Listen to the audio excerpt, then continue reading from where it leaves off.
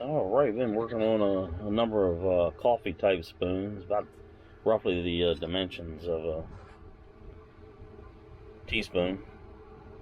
And this one here really came out with some neat colors. This is still in its blank form. And then cutting some rounds and stuff. Trying to work our way through the wood and stuff.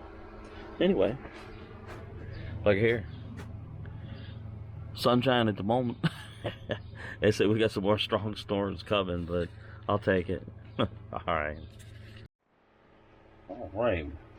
This is a draw knife, and we got our little spoon viced in, and we're going to gently shave at the spoon. Like I said, you can do it in a more modern way. You can use your a Dremel with various attachments, or use a draw knife. It really depends upon the look you're trying to achieve. Just like using sandpaper or a rock to burnish, or a power sander, or anything else. There's no right way or wrong way. After you've tried this a bunch of different times and everything, and you get that look that you like. And using the draw knife, it would definitely create a different type of outcome. It comes in, it kind of almost looks like you're using a lathe almost. It kind of layers things off and stuff. Just turn it around like this. Get a little purchase up in here.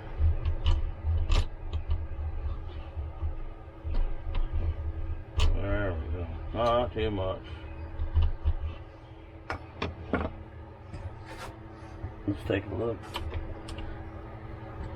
See how it kind of creates a shiny, shimmering effect.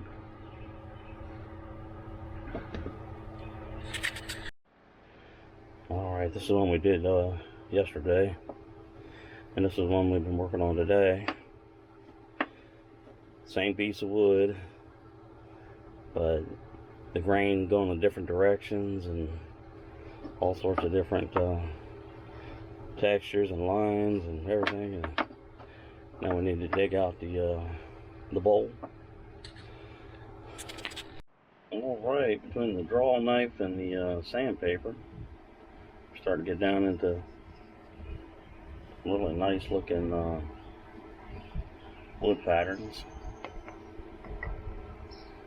These coffee spoons are actually a lot of fun to make. Teaspoons, whatever you want to call them. Alright, let's put this guy up in our sealant and stain and let it soak up for a day or two. The other one, I put that back in because I wanted to get a second coat. And we'll get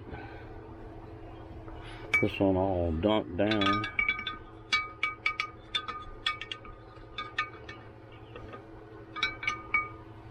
Okay.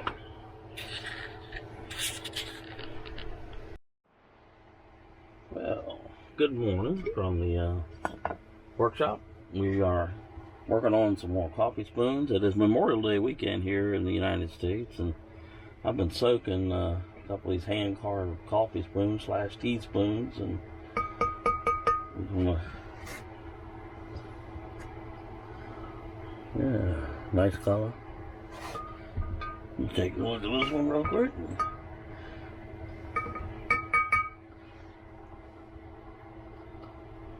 Yeah, nice color to them. Leave them in there for another day or two. Let them really get that nice color. Like I said, all this is food grade mineral oil and coffee grounds. That's what we got.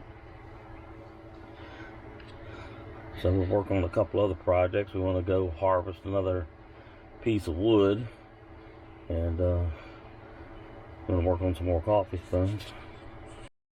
Alright, we're going to work on a piece of birch here, and so even the birch has a little bit of a spalt inside of it. It's still good and solid, and this is old wood. But in any event, we're going to probably split it right down the middle. and see if we can't get a couple of spoons out of this. Alright, we're going to see if we can find us a spoon hiding in this old piece of birch wood. I mean, it's old. It really is. And definitely has some signs of spalting in it. So, we'll see here.